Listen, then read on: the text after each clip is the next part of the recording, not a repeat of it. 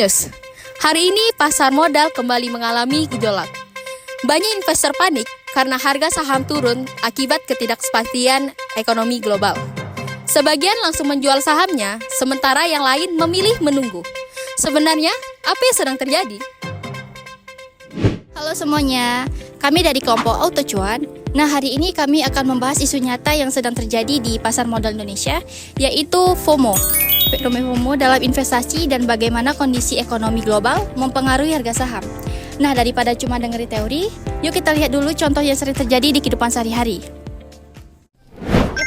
Dan saham ini lagi viral loh. Semua influencer bilang ini bakal naik. Wow. Perusahaannya bergerak di bidang apa ya, Nay?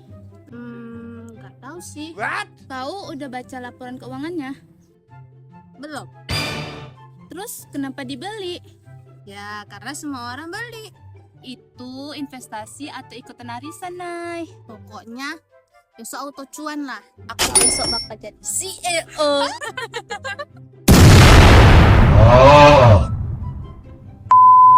A few moments later.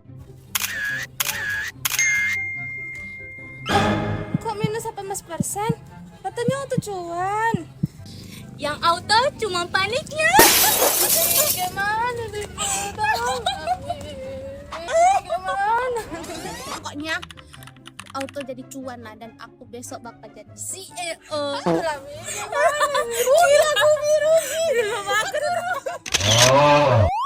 Nah, teman-teman, tadi kita baru saja melihat perilaku FOMO.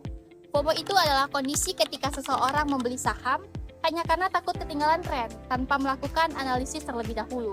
Tapi sebenarnya pasar modal adalah tempat bertemunya perusahaan yang membutuhkan dana dengan investor yang ingin menanamkan modalnya. Saat ini kita membeli saham, artinya kita memiliki sebagian kecil kepemilikan perusahaan.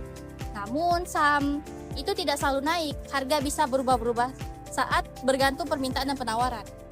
Kalau begitu, kenapa harga saham bisa turun? Ya, banyak penyebab. Misalnya kondisi ekonomi yang melemah, kenaikan suku bunga, konflik antar negara, perang dagang, atau berita yang membuat investor panik, lalu karena banyak orang yang menjual saham secara bersamaan. Berarti kalau ada berita buruk, perusahaan langsung bangkrut ya? Itu belum tentu, seringkali terjadinya perusahaan itu pasti sehat. Tetapi harga sahamnya turun, itu karena investornya itu panik. Makanya keputusan investasi itu sebaiknya didasarkan pada analisis, bukan sekedar mengikuti tren. Oh gitu, baru tahu akunya.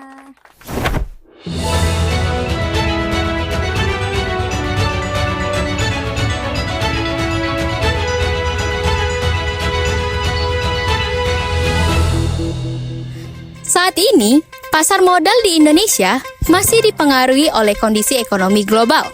Kenaikan suku bunga di beberapa negara, ketegangan geopolitik, hingga perlambatan ekonomi dunia membuat investor lebih berhati-hati.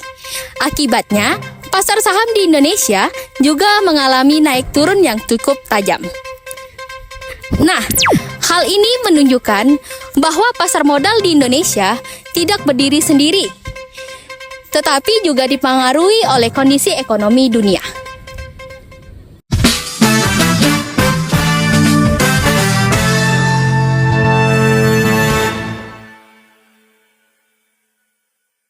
Kalau harga saham turun, apakah semua investor harus langsung menjual sahamnya ya?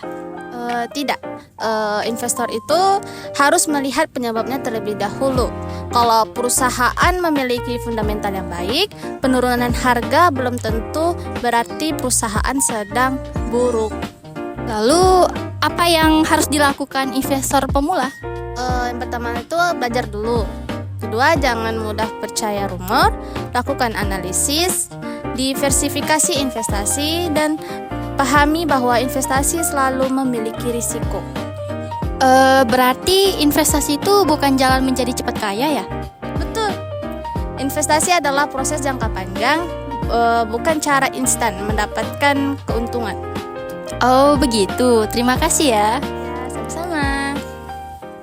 Dari pembahasan tadi, kita belajar bahwa pasar modal itu memberikan peluang keuntungan, tetapi juga memiliki resiko. Kondisi ekonomi, kebijakan pemerintah, dan psikologi investor dapat mempengaruhi pergerakan harga saham. Jadi jangan investasi cuma karena teman bilang cuan ya, karena keputusan yang baik itu berasal dari pengetahuan, bukan dari rasa takut ketinggalan tren. Ingat, investasi pakai analisis, bukan pakai FOMO. Kalau gitu, aku baca dulu deh, baru berinvestasi. Nah, baru itu namanya investor cerdas.